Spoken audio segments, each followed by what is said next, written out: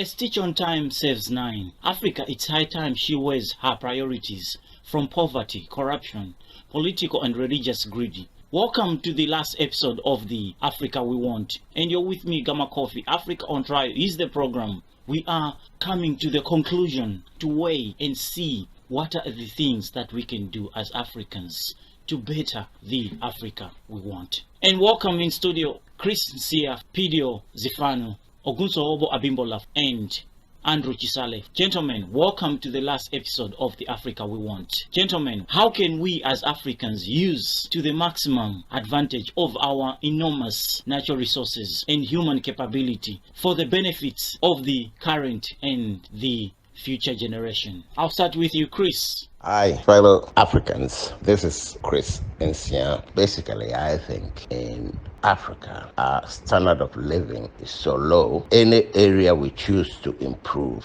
will be good.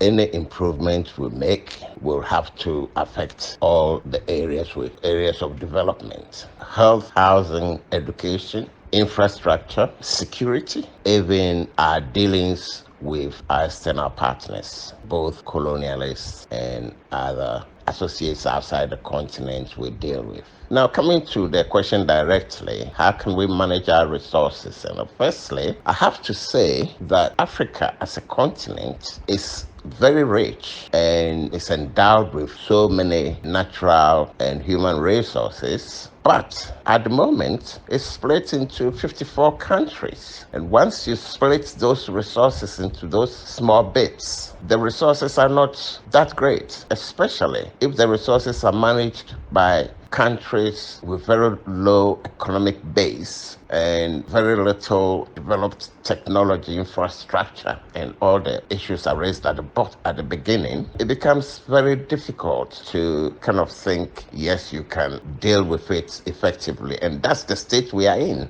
We are too divided to manage the resources effectively. This, in previous conversations, I have insisted that the unity of the continent itself provides certain answers to the continents which are not available if we are divided. If, for example, all the oil-producing countries in Africa join as one and try and have a say in oil prices on the world market, people will take notice. Security. If we are united and operating as one unit, terrorists moving from one country to another with very little response from the individual countries will find it hard to operate, because the individual countries will only act as administrative units and so can move from one to the other. We cannot underestimate the benefits we get from pulling our resources together and operating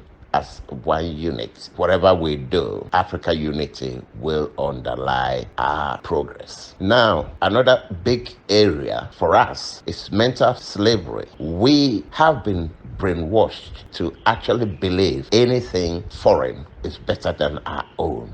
What a ridiculous situation to be in. And we've kind of believed it. By the way we behave, we treat foreigners coming to our country better than we treat ourselves. The level of education we need to combat this is very high. It's very important, and we have to do something very different. For example, I think the first 4 years of formal education, from the first 4 years, like from 5 to 9 or something, we can decide all our countries will just teach their own language rather than teaching foreign language, or give very little time to foreign language. So the first 4 years, we teach our children about their own history, their own language, and concentrate on putting into our children who they are and making them know they are Africans before they worry about other people. These are kind of a really radical suggestion with, implications for resources and all that kind of stuff. But it is important. It is important for us to know our history, to know ourselves before we believe in ourselves. At the moment, in a lot of African countries, learning a foreign language or speaking fluent English is a sign of intelligence rather than speaking your own language, which is ridiculous. But we've bought into it, and that's how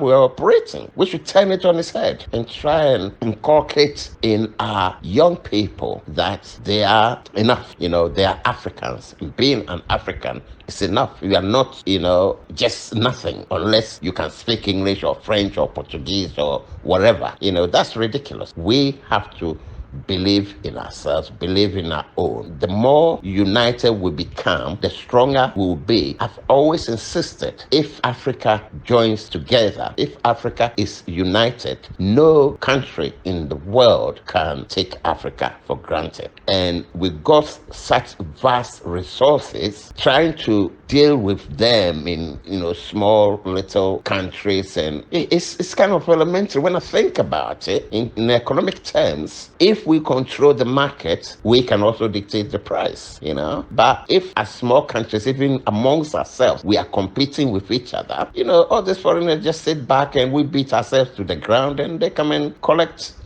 our resources for nothing. They cannot come and do what they like. On education, we should go for the relevant education for ourselves. We should learn about our environment. We should know what our people want, and we should provide them to as long as we believe in ourselves, everybody will have a certain amount of patriotism and nationalism amongst ourselves as Africans. We will automatically think Africa first before we worry about moving out to go and study somewhere else and all this kind of stuff. On education, again, we have to prioritize the science and technology, because basically the world is getting a smaller place, and we cannot rely on old methods of production to even feed our own people. In agriculture, we should look to mechanize. We should look to provide like canneries and warehouses to be able to store our commodities when they are in season, so we can use them when they're out of season. Not let our commodities just rot in season, and then out of season nobody gets anything to buy.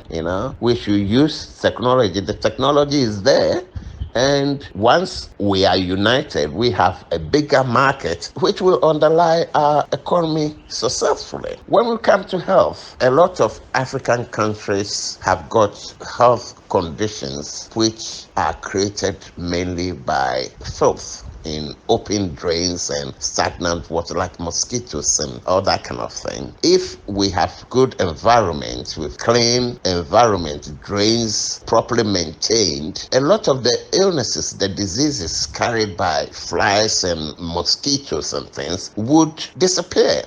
Even if they don't disappear, will be minimized, and we can save a lot of money on the health service rather than spending so much, or individuals even buying a lot of counterfeit drugs and whatever because they are cheaper. The state can afford to provide adequate health care with reasonable costs, rather than a lot of deaths all over the place, feeding into flies, mice, rats, which carry diseases. Basically, what I'm thinking is, because we are not united, we are doing everything at a greater cost than we will have to if we are united and pool our resources together. Politically, we can afford to stand and act as one unit. And so when we come to dealing with the rest of the world, everybody will know they are dealing with a big market, and they cannot afford to dictate prices to us. It doesn't really make sense when, we are producing gold, diamonds on the continent, and the prices are dictated outside the continent. Even agricultural produce, like, cocoa, you produce them in Africa, and then, they're being prices are being dictated from outside. It doesn't make sense. Our development, apart from the individual countries, which after unification of the continent, will act as administrative centers, would manage themselves properly, the whole continent will, in acting as one unit, will find it easier to control a lot of the exploitation that's going on the continent. United we stand, divided we fall. That's what they say, and that's very true. However we look at our development, if we don't unite, individual countries will do very well, but the majority will fall. And even the individual countries that will do well, they will be brought down by their neighbors, because if the standards of living in the neighboring countries are low, people will move across and create a burden for them that a lot of immigrants will create. If, for example, they put burdens on your education system, they put burdens on your health system, your roads have not, the infrastructure, roads and rail have not spoken about, but that's an area of development as well. Basically, I have said at the beginning that in Africa, we need development everywhere. Every area you think about is underdeveloped, and the few countries with good infrastructure we have to learn from them. We have to learn. There are centers of excellence within the continent in all areas: academia, transport, health, education, all this kind of thing. We have to learn from each other and try and import some of the good practices from our neighbors. But we can do that successfully if we are cooperating, if we are working as a unit, and it will be easier even for the economy for us to have one currency. If you have one currency, it will help a lot of businesses on the continent who work in different countries, rather than always going through the exchange mechanism and all this kind of stuff. If we have one currency, it will help a lot with business transactions, and even it will help with movement in terms of tourism and things. When you are moving from one country to another, you don't have to spend money buying different currencies, and those kind of things help. Especially individually, you don't see, but if it's in the millions, then it makes a whole lot of difference and encourages people to travel as well. Travel in the form of tourism is a whole industry in itself. So in terms of moving forward, I think anybody advising the development of Africa can pick any area and can make vast improvements just by cooperating, by the individual countries cooperating with each other. The last area I like to look at is security, and I'm going further by looking at security for our progressive leaders, because from time immemorial, the colonialists have undermined our progressive leaders either through coups or targeted assassinations and all this kind of stuff. And I think our leaders should also be aware that whatever they are doing, once you try to undermine the colonialists, you will be targeted. And so I think they should also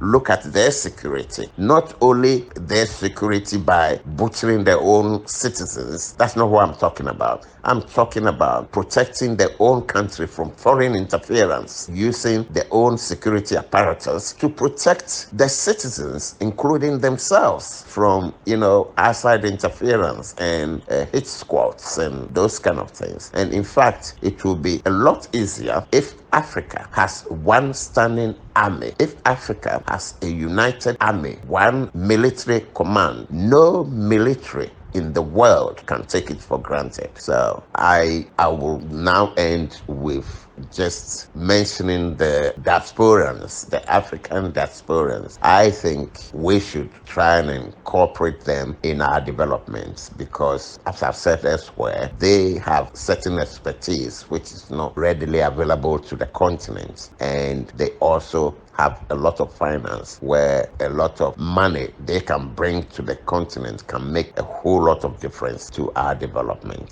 Thank you. Thank you, Chris. Abimbola, what's your take? Good day, Mr. Gamma Kofi. Good day, other panelists and other speakers. My name is Ogunshoba Abimbola. I would love to present this that I am a Yoruba man. You may find it somehow amusing why I said I'm a Yoruba man. Yes, I'm a Yoruba man. Now ceased to call myself a Nigerian for particular reasons. If you follow Nigerian news, you understand. So I'm Ogunshoba Abimbola from the Yoruba land. So on this question, we have enormous natural resources in Africa, and then the strengths, and then the human capability and the numbers we have it in Africa. But what we just need to do is, mostly some African constitutions, they are corroded constitutions. You understand? They give room for for stealing and then immunity, or let me say impunity. So firstly, if the African countries can check back at their constitutions, look at so many other countries.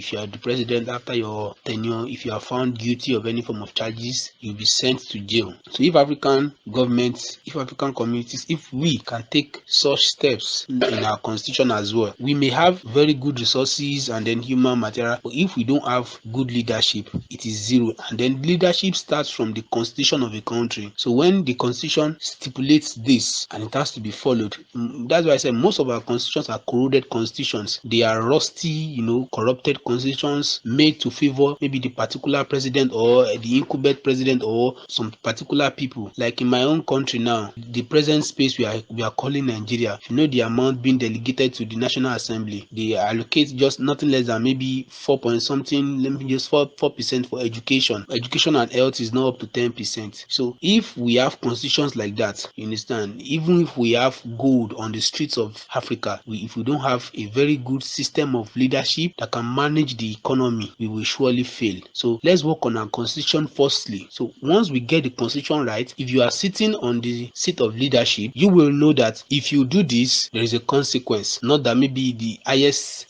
thief wins the next election, retains the political post, or retains the government position. So once we have a constitution, a well-guided constitution that works against things like cronyism, nepotism, favoritism, and any form of corruption, that it can beat it to the bare minimum, because we can't erase corruption from the minds of human totally. That will give us the charge, understand, to harness our resources into use. So we'll be able to, we have this and that. Look at Singapore. When Singapore left from Mali, they had nothing. They had no soldier, but they had this push for patriotism amongst themselves, understand, and they have this constitution that doesn't give room for lavish spending. And if you read from Third World to First by Lee Kuan Yew, you will get the perspective, the ideas, this man and his comrades, the way they built Singapore to what they have today, you understand. So if we can idealize ourselves, internalize such pragmatic practices, it is not just, there's a saying that it is not about what you have, it is about what you do with it. That is success. So it's not about what you have, maybe you have billions, it's about what you do with the billions that determines the output or the continuity in wealth creation. So let's work on our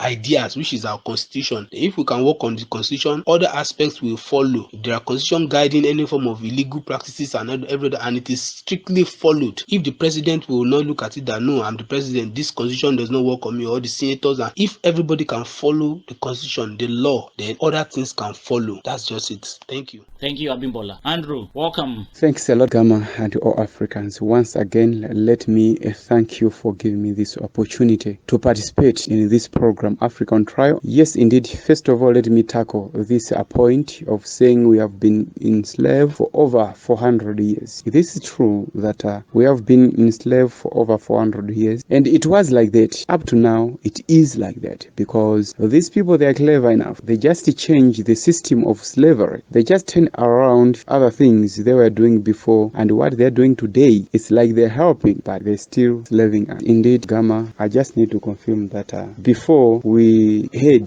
that the chief headman of the villages and different officials were receiving some good and other stuff in order to give them people of which they're gonna work for them as slaves. But today, even the way we working Africans to the European, it just shows that we are still enslaved. The other thing I can say is that the problem is our education system in Africa. African education is a problem because we just learn how to memorize, but not to manufacture or not to think. If Africa could have the proper education, teaching people how to think, how to manufacture, we could develop our nation, because we could do things on our own. But lack of thinking, it makes us depending on the same people. They were slaving us, that they must manage to purify and manufacture from our own resources. On this, I just want to say we can't manage to produce things on our own without them,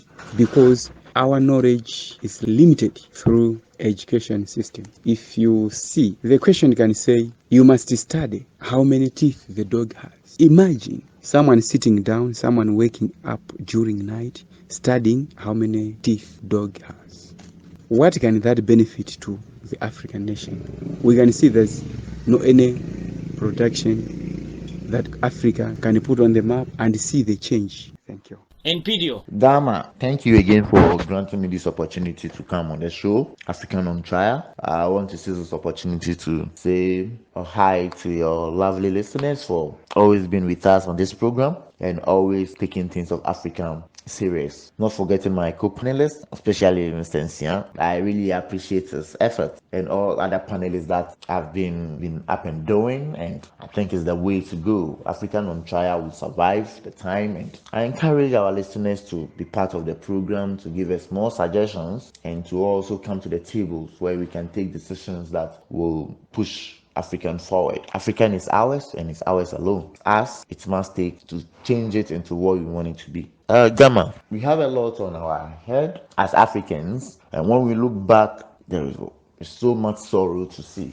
Looking back at history, we cannot speak of nostalgia, because there is nothing really nice about our past that we would want to return to. That is the major reason why we cannot go back to our past. We cannot retrogress. What we need to do now is to move forward to see how we can transform the continent into what we want it to be. Gamma, you see, history never do anything right for us. It has always been struggle upon struggles. We were once here in our various homes as Africans, and a white man came to tell us that he wants to trade with us. In the advent of trading, he began to use us as products, where he used gunpowder, schnapps, alcohol, mirror, and the rest to buy us, siphon us to the Western world. And you see, Gamma, the one that hit Africa so hard was the transatlantic. About 12 million souls were lost in between the 16th century and the 19th century, probably around 1529 to 1850.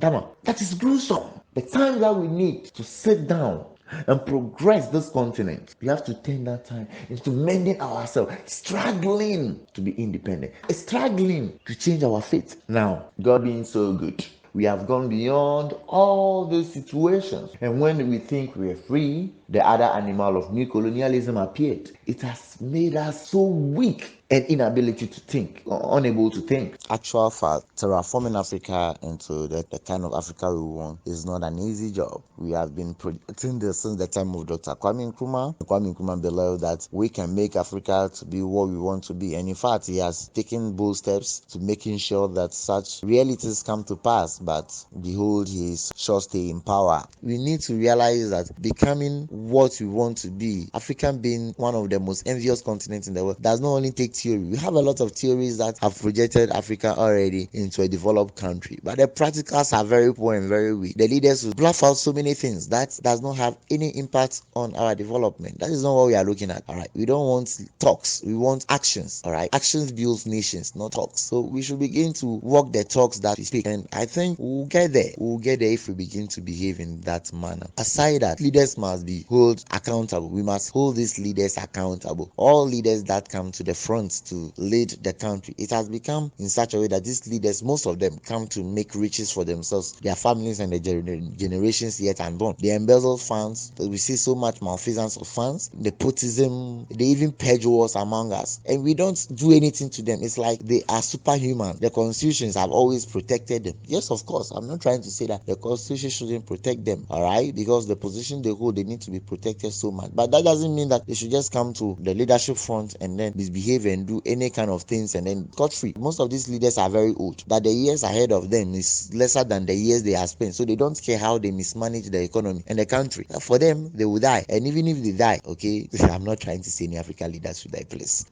But then for them, they don't have much years ahead of them. 70 years and they are rolling us, 80 years and they are still rolling us. Immediately they are down from office, they know they are going straight to their grave, so they don't care how they manage the economy, and then they embezzle funds and riches for their family. Then we become the sufferers, and the continent never succeed. Besides, we need to also quantify the kind of age you get to go to power. Someone who can't walk wants to run, Abimbola will say. How is that possible? These people, if they have the mindset, they should be part of the Council of State to advise the energetic ones to go about the duties that need be to progress this country. Other things that we should also consider is the environment, the ecosystem. The environment in which we dwell in does not even support human development. It's not out of any natural phenomenon, but it's out of our own world, human behavior. Our water bodies have been poisoned with refuse dams, with human excreted feces, excuse my language. We don't protect the system. Our lands have turned into mining ground, illegal mining. We destroy the lands, can no more serve as arable lands for farming. How can we develop if we can't feed ourselves? We cut down trees anyhow, we don't plant them. We can build an Africa in this kind of system. We need to also support the kind of environment we dwell in. We litter the gutters and then there are floods everywhere. These floods are not natural phenomena. They are out of human behavior, and we lost a lot of life. We lost properties out of that. How can we continually use our actions to progress our progress and expect to grow? I think we need to change such behaviors and then make sure that things are done the right way. We've lost Pidio. The lines are a little bit cheeky today, so we're trying to get him back. Thank you, Pidio. Abimbola, you have said that it's not what we have, but what we can do with it. And Chris, you've said that the first thing we should believe in ourselves. Start thinking about Africa first. And Andrew, you're saying that we should set the education system that will help us to think and not to memorize. Pidio, you are saying that we should always think and move forward. No room for backward thinking. Bimbola, any comment? I'd love to commend Mr. Chris Insia when he made mention of our language. Yes, the African society needs its languages very big way. We need it so much. Seriously. You see, the way I'm speaking English, truly, as you have said, if I use have instead of has, or has instead of have in a discussion, most Africans will see me as this guy is not educated, he's an illiterate, he cannot offer anything. Meanwhile, they are not looking at the intelligent aspect, they are only looking at the verbal aspect. You understand? So if we can simplify our own developments in our own language, the way we understand, look at the Chinese, whatever it is they have built, everything will be written in Chinese firstly, so they can now translate it in the manual in English or any other language. You understand? So they use Chinese to teach them in school as communication. In Japan, they do the same as well. They do practically everything is done in their language. I learned something from a documentary about the Japanese, that young children in schools, in their schools in Japan, they make sure they do house chores in school. They don't have janitors in school. Once they mess up, they are the ones that do the cleaning. A young child at the age of 4, 5, 6 in Japan, his or her parents don't take him or her to school. Child walks to school himself or herself, or they work in group. They go to school, so they clean up, do all sorts of janitorial works in school, and once they get back home, it would have been like a norm to the child. It does the same thing. I watched a video when a small child coming from school went to the supermarket and bought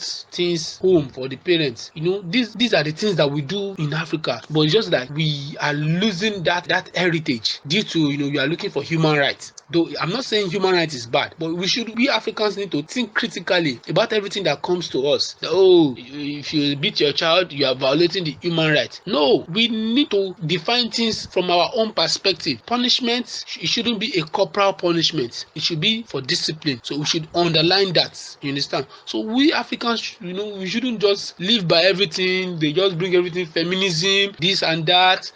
Different sort of things that they are trying to dictate to us. If we cannot define things in in our own way, our rate of development will be so low. And let me not be pessimistic. If I say it will never be attainable, it's just like a pessimistic idea. If we still see things from the perspective of foreigners, they brought this, okay, this right, that right, and this right, we are trying to be like them. No, let us just be yourself. Let us be ourselves. What law do we have here? Look at like the Japanese I just gave example. In the European world, they will see it as, oh, that's too bad. How can a child be doing janitorial works in school? That's too bad. They look at that. It had given those children the sense of self-reliance right from childhood to adulthood, and that really helped them to build their posterity to become a prosperous environment. But if you come here and bring that to Africa over here, if the Europeans should say it is child abuse, you will say, oh, or the white or the Americans, oh, it's true, it is child abuse. It is too bad. How can my child be mopping the floor in school? Or how can a small child go to the supermarket to buy something for me? We need to define things our own way here. That is what the African society needs. Let us define things our own way, our language, our food. Why do I have to eat a Chinese rice or Chinese this when I have my Nigerian or my African rice here? Why do I need to eat Chinese soup that can turn my bowel at any moment when I have my African soup here? We shouldn't. And this Chinese food and all these Chinese restaurants, they are very, very, very expensive. So we need to define things our own way. We need the Chinese here, let them patronize their Chinese restaurants, not we Africans, converging, and even we are even the ones congesting their restaurant the more. Come to Lagos State. If you come down to Lagos and go to one Chinese restaurant maybe on a Saturday, you will see more of Africans. They are the ones there. They have decongested the Chinese restaurant. We even find few Chinese in their restaurant. So let us define things. Let us appreciate our own things. If we begin to define it, if we have a law that defines ourselves by ourselves and to ourselves, we'll have like a headway. But if we begin to look at what did the American president say about human rights, the American president said this, then we bring it down to Africa and chew it. What did the Prime Minister of England say about human rights? That is what we want to listen to. So if we need to define things our own way, if we can define things our own way, we can let go of the past, then we will surge ahead in our own, in our own method. Let me use my language to communicate. Even if I'm going to speak English, let it be an optional language, not that I have to express myself in English. And if I can't do that very well, fluently, I will be seen as an illiterate, that will bring a form of low self-esteem. You understand? So we need to define things our own way. It shouldn't be necessary that it is what the whites, whatever it is they say, that is what we will just say yes, and just become yes men and just follow. Let us define things our own way. Thank you, Abimbola. Chris, what's your comment? Hi, fellow Africans. I think Abimbola makes a really good point about leadership. That's what I didn't address in my presentation. But yes, good leadership is very important. But also, in previous discussions, I kind of highlighted the principles imbibed in Agenda 2063, and my favorite being good governance, democracy, respect for human rights, justice, and the rule of law. That's very important. That's what Abimbola hinted to, the rule of law, where nobody is above the law and everybody works within, everybody obeys the law. That's very, very important. Thank you. And Andrew? Gamma, this is a brilliant topic. This is the very nice topic that if we can consider, we can come up with something good. Because our leaders could think, what can we do to make Africa change, to make Africa benefit from their own resources? Okay, we got those resources, but do we know how to use them in order to benefit? We can see that we don't know, because what we learn is just to memorize. We don't know how we can produce something and put on the map of which other people or other countries or other continents can see that Africa is going forward through such kind of productions. And Chris, you have said that we should learn to utilize the seasonal agricultural produces that are rotten due to lack of proper storage facilities. And Andrew, you're saying that it's because we don't know what to do with what we have.